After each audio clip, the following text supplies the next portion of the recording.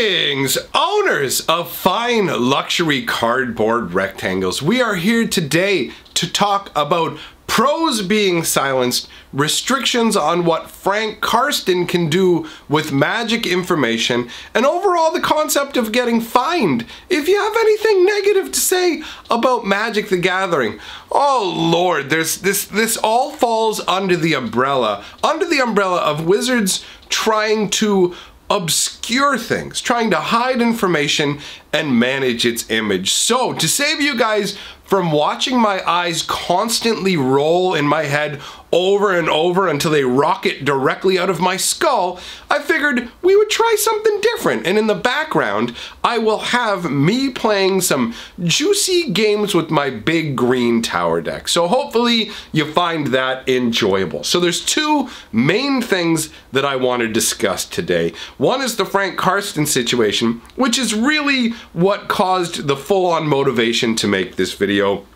There is another aspect where we're going to talk about the MPL rules, and this was something I had considered covering in a video previously, but decided to put to the side simply because at the time there were other things I was more interested in handling, and I figured that something that lined up with it would come along and allow for me to create a dual-tiered video where we cover both situations. So I guess what we'll do is we'll start out with the Frank Karsten thing, since that is actually more recent. The MPL rules changes and everything like that, the fines, all that stuff cropped up, I think, roughly within, what was it, like the last, like a month. I would say within the last month it's come up, but it's a little less fresh than this Karsten thing. Although I don't think anybody actually did a video on it now that I think about it. I thought that the information would be all over the place about the MPL controls and fines for saying anything negative or just, it's crazy to me. So let's start out with Frank Karsten, who has posted on Twitter that he isn't allowed to publish all the deck lists or his GP win rate analysis. Essentially, he says that top GP deck lists will be provided in an article on channelfireball.com. However, I am no longer allowed to publish all GP deck lists or provide GP win rate analysis. And someone asked, why? That what you were creating was good.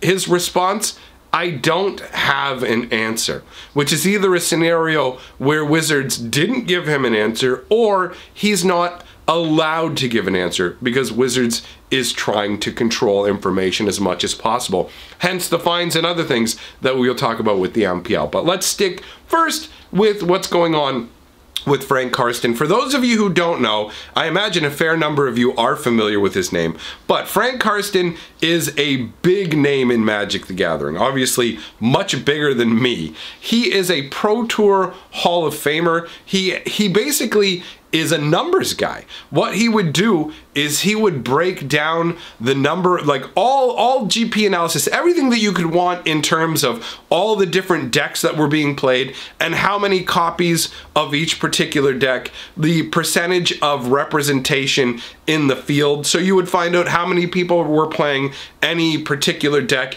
at any given moment. So it's a really weird choice, you would think, for Wizards of the Coast to do this. In fact, the first response, if you take a look on Reddit, the one that's been voted to the top in response is saying, is this a joke? Are you really going to restrict the most basic information for an esport? Why should people be invested and interested when you can't even get bare bones ESPN level information? Someone else chimes in with, it's like watching some football games and not being able to see the ladder after. If you can't get the information, some will lose interest rather than finding it more appealing. If you hate the game, go on like this. And the most interesting response to that comment is Wizards believes that by restricting the information, Standard will take longer to solve. So what's going on here? Well, there was an article put out on, like, for Magic Online back in July of 2017, and it seems like they're following along in a similar vein here. So I'm going to go ahead and read out the Magic Online deck list changes when it comes to the information they're posting so that we can understand what is most likely motivating this change, since Wizards won't say anything. And I will also give additional reasons as to why they're making this change that are a little more ugly and a little less consumer friendly. So, the article says, over the history of Magic Online, we've published a steady stream of deck lists for players to explore and learn from. But the way we do that has changed over time. And then it says starting, I'm going to cut a little out of the article because I don't want to waste your guys' time. Starting July 10th, we will be reducing the total number of top deck lists being presented per day. And each of these deck lists will be randomly selected, with the caveat that each list will be at least 10 cards different from every other list. Now, it says, why are we doing this? There are plenty of reasons we think posting deck lists is an excellent idea, and it's something we intend to continue doing. Deck lists give player a general sense of what an environment looks like, and everyone loves seeing a sweet new brew or an interesting adaptation to an established deck. Players want to know what they should be gearing up to beat so they can build or select their decks. That makes perfect sense. People do want to know what the meta's made out of so that they can make the proper choices for that meta. Sorry if my voice is a little weird. I am still getting over being sick and it's causing certain pauses in my speech. So, with all that being said, the way we've been presenting deck lists for Magic Online is particularly prone to pushing metagames towards becoming homogeneous or solved extremely quickly. This is just a part of Magic now. That's how it goes. It says, since we've been presenting a random selection of top performing decks, even if a deck doesn't have a particularly high win rate, it can appear to be extremely dominant if it's widely played. Now, bear in mind, this random sort of deck list thing, this isn't something that's been announced in tandem with what we're dealing with now with Frank Karsten being muzzled, so that's not really something that's as applicable here. With only this information, it's not possible to disentangle win percentage and metagame percentage. This can lead, and at times has led to, feedback cycles where a deck appears more dominant than it would otherwise, which leads to an even greater percentage of play. While we acknowledge that many players would like in-depth statistics on the metagame, providing that level of detail can quickly lead to the perception of a stale or solved metagame. Geez, I wonder why people would get a perception of a stale or solved metagame when that's pretty much every standard we've ever had. It says, regardless of whether there's ample room for the format to evolve, like Wizards would even know at this point whether there's room for a format like Standard to evolve. They barely even playtest the cards anymore. So these deck lists aren't intended to be a substitute for that level of detail. Rather, they're to give players an idea of what they might face and a place to look for new ideas, whether that's decks to try or cards to tinker with. Under this system, new and unique decks are far more likely to appear, and it's our goal to foster that creativity and innovation rather than stifle it.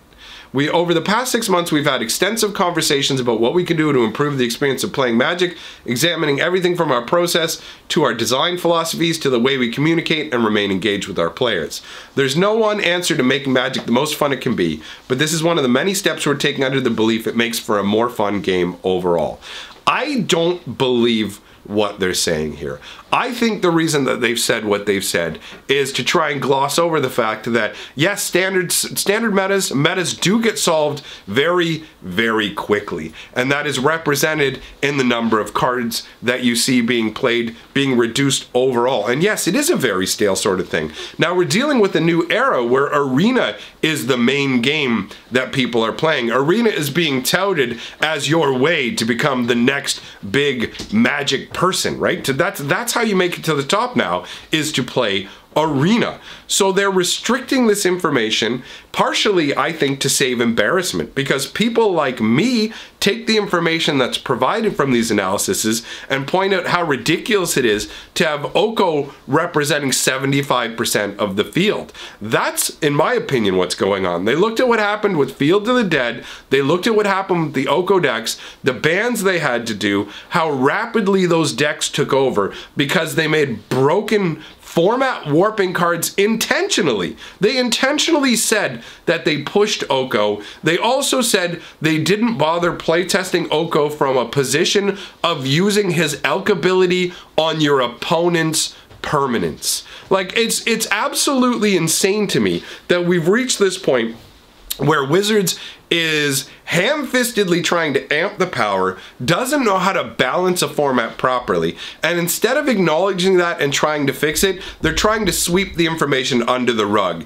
They're like, no, we don't want you to see what cards everybody's playing because that will lead to a stale and homogenous format. No, Wizards, what's happening is you're showing us the evidence that there already is a stale and homogenous meta, and you're trying to hide that reality under the delusion that, oh, we've crafted an amazing format and there's just a bunch of answers that are just being ignored because everybody's looking online and copying each other. It's certainly not that at any given point there's only going to be a handful of cards that are actually good enough to dominate the meta. No, that's not the case at all. So we've got a scenario where they're trying to bury this information and hide it. They've put a muzzle on Karsten, and honestly, between that and what I'm going to tell you about the MPL, it shows that anybody who's affiliated with Wizards has strings on them and will have their voice censored to a degree. That's what's going on. Wizards is pretending like they're all for hearing what you have to say and wanting open discussion, but that's like me saying, you know what, I want to hear what you guys think, let me know what you think about what I'm saying in the video, and then I disable the comment section and I disable the ratings as well. But then pretend like, oh, that's just to foster discussion and have a more open environment. So that's the scenario that we're dealing with Wizards, where they're looking to crack down as much as possible on any sort of information that will give people an accurate view of the flaws with their system, because standard Magic is a fairly stale environment. On top of that, we have the Magic Pro League, where they now have to sign a contract agreeing to be fined, agreeing to take fines, forfeitures of prize money, having competitors, having their invitations to MPL events rescinded for a whole list of different things. There are actions that cause damage to the league that include, but are not limited to, acting in a public space that encourages or incites harm of the league or its representatives, making public comments with the intent to disrupt league operations or incite harassment of its staff or affiliated companies or sponsors, using social media as a means to incite negative public opinion against the MPL, its sponsors, staff, and affiliated companies, exploiting or cheating in games outside of the league while an active participant in the Pro League or Rivals League. So it may turn out they forced the Rivals League to also sign these contracts. Exhibiting poor judgment or behavior in professional or personal environments. So anything that you do in your personal life at all is up to Wizards scrutiny now. Engaging in activity that casts the MPL, its sponsors, staff, and affiliated companies in a negative light. Doxing or harassing behavior. Now keep in mind that according to Wizards, something as simple as saying that you're not a fan of cosplayers is enough to be considered harassing behavior. We have had people have their DCI numbers banned. Just straight up banned from that and have their MTGO accounts closed for what Wizards considered this harassing behavior, but was essentially just stating your opinion. Wizards is desperate to hide any sort of negative issues that happen with the game. They try and bottle things up to the point where when there was literally a problem with the judge program, where there were actively enrolled judges in the judge program who also had criminal records for doing things with minors. I'm not going to get more specific because YouTube will go ahead and hit the video if I say particular words. But there's a word that starts with the letter P that's a really egregious style of person to be. The worst kind of people on the planet. So it turns out there were people who had been caught for this sort of thing. And then, oh look, Wizards went and said, no, this doesn't exist. This doesn't exist. And then they just jettisoned the judge program and shut it all down. Like which in all honesty, if that's how Wizards is going to handle things, I'm fine. What I'm trying to say is that Wizards of the Coast is only interested in optics, and now they are muzzling absolutely everybody. Partially this I view as a fallout from Jerry Thompson, because what he did was he was part of the MPL, right? He was part of the Pro League before, the original Pro League. He was a part of that. He felt that it did not value players or treat them properly. So he was protesting that sort of treatment. The MPL came along and he joined thinking that would be a better thing. Now I'm summarizing all this. I may get the details slightly out, but overall what I'm saying will be roughly accurate. So Jerry Thompson didn't show up to a big tournament at the very last moment intentionally without letting Wizards of the Coast know, so that there would be an uneven number of players and it would draw attention to what was wrong with what Wizards was doing. They weren't listening to the players, they weren't taking their feedback, they didn't care what the players had to say in the MPL, all this sort of thing. They weren't directly communicating with them, and we can see this. The MPL has been like a chicken with its head cut off, running around where the ways to qualify change, all kinds of rules change all the time without any kind of clear communication. So Jerry took a stand, didn't go to the event. Wizards obviously got upset about this, and they've changed this program now to the point where they can make you forfeit prize money, they can rescind your invitations. There's a number, like, they're basically trying to act like a professional level esport with these contracts, and in some ways it makes sense. I mean, you don't want people you're paying to play in your pro league to be constantly bad-mouthing your company. But this also stifles not just unneeded negativity, but genuine criticism. There seems to be confusion in the world right now about, oh no, anything that's criticism is automatically negative haterism. And that's not true. There is such a thing as valid criticism, and it's important to have. And Magic the Gathering has so few voices that will actually come out and call out the problems that are going on with this game, because most people don't get listened to. Most people don't have a platform. With this, Wizards is finding a way to essentially silence most of the biggest voices in the game by having them sign these contracts.